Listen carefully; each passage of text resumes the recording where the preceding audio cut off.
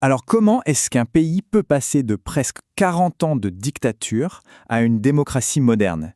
Et surtout, de manière pacifique. C'est vraiment ça l'histoire incroyable de la transition espagnole. On va donc décortiquer ensemble ce processus qui a complètement métamorphosé l'Espagne juste après la mort du général Francisco Franco. Pour bien saisir l'ampleur du changement, il faut remettre les choses en contexte. En 1975, l'Espagne vivait sous le régime autoritaire de Franco depuis près de 40 ans. Donc la mort du dictateur, ce n'était pas juste la fin d'un homme, c'était le point de départ d'un avenir complètement flou, totalement incertain. C'est la question que tout le monde se posait à l'époque. Est-ce qu'on allait vers une rupture violente, une sorte de continuation du régime mais sous une autre forme, ou une transition pacifique vers la démocratie? Les enjeux étaient colossaux et le chemin, on s'en doute, était semé d'embûches. La toute première phase de cette transition est vraiment incarnée par une seule personne. Tout débute avec l'arrivée au pouvoir de celui qui avait été désigné comme héritier par Franco lui-même, le roi Juan Carlos Ier. Une figure absolument centrale qui, à ce moment-là, suscitait autant d'espoir que de méfiance. Ce jour-là, Francisco Franco meurt. C'est le coup d'envoi officiel de la transition. Un processus politique extrêmement délicat commence, où chaque décision, chaque mot, chaque discours est scruté à la loupe. Cette citation, elle illustre parfaitement la complexité incroyable de la position du roi. Dans son discours d'investiture, Juan Carlos Ier est obligé de rendre hommage à son prédécesseur. Mais en même temps, il glisse des signaux, très subtils, de sa volonté d'ouvrir le pays. Il devait à la fois rassurer les élites du franchisme et en parallèle préparer le terrain pour la démocratie. C'était un véritable exercice d'équilibriste.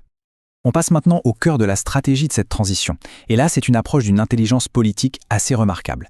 L'idée, c'était de se dire comment peut-on utiliser le système en place pour le transformer de A à Z de l'intérieur. Le concept clé, le voici. De la ley à la ley. De la loi à la loi. Une idée qu'on attribue à Torquato Fernández Miranda. Le but, ce n'était pas de faire une révolution, non, mais de faire en sorte que l'ancien système vote lui-même sa propre fin, et ce, en toute légalité. C'était audacieux, c'était risqué, et c'était, il faut le dire, absolument génial. Et concrètement, voici comment cette stratégie a été mise en œuvre. D'abord, le roi nomme Adolfo Suárez. C'est un homme qui vient du régime, mais qui est convaincu que le changement est nécessaire. Ensuite, Suárez propose une loi qui, en apparence, est une simple réforme, mais qui en réalité change tout. Elle rétablit la souveraineté du peuple. Le vrai coup de maître, c'est de convaincre les parlementaires franquistes de voter pour, en leur faisant comprendre que c'est la seule façon d'éviter une rupture brutale. Et enfin, l'étape finale, la validation par le peuple. Et là, les résultats, ils sont sans appel. Avec une participation massive, plus de 94% des Espagnols disent oui à la démocratie. Ce soutien populaire est tellement écrasant qu'il donne aux réformateurs un mandat en or pour continuer. Mais le test ultime arrive juste après. Pour que les futures élections soient vraiment démocratiques, il fallait que tous les partis puissent y participer, y compris le Parti communiste, qui était l'ennemi juré du franquisme. C'était une décision extrêmement risquée, qui a provoqué une crise au sein même du gouvernement et a failli entraîner une réaction de l'armée. Mais Suárez a tenu bon.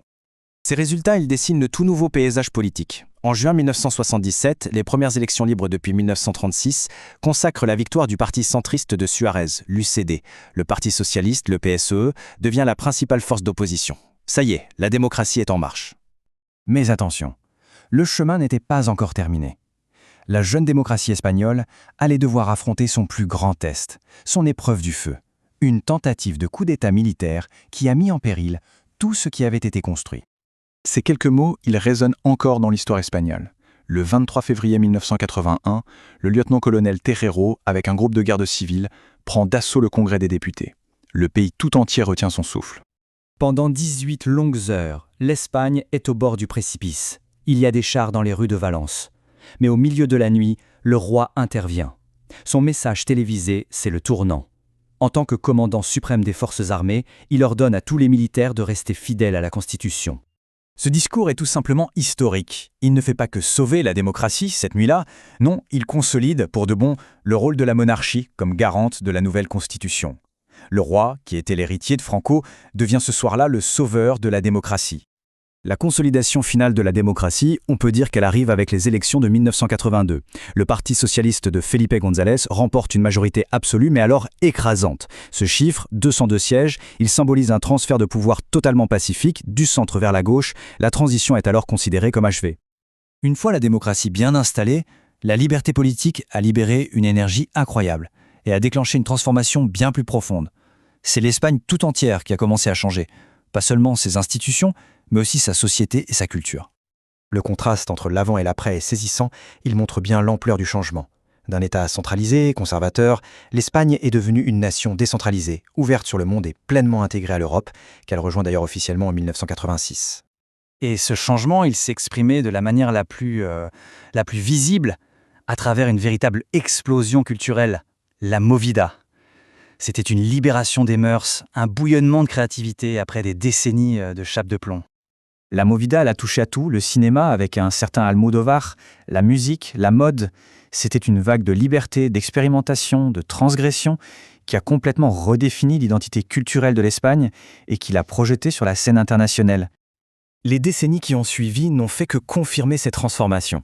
L'adhésion à l'Europe, la légalisation du mariage pour tous en 2005, bien avant d'autres pays d'ailleurs, et puis la fin du terrorisme de l'État, tout ça a cimenté la place de l'Espagne comme une démocratie européenne stable et progressiste.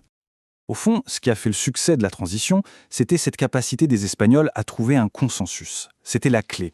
Mais aujourd'hui, voilà, presque un demi-siècle plus tard, la démocratie espagnole fait face à de tout nouveaux défis. Les tensions indépendantistes, la polarisation politique.